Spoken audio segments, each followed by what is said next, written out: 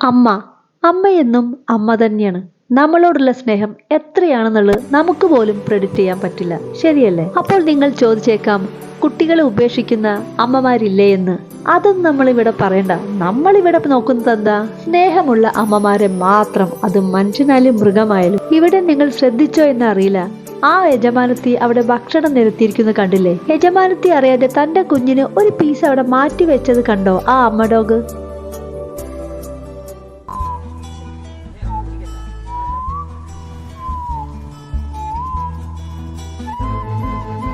കണ്ടില്ലേ?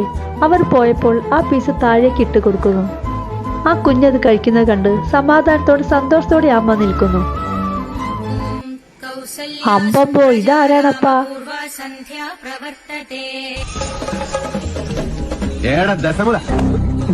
കണ്ടു കാണുന്നുണ്ടോ ശിവനെ?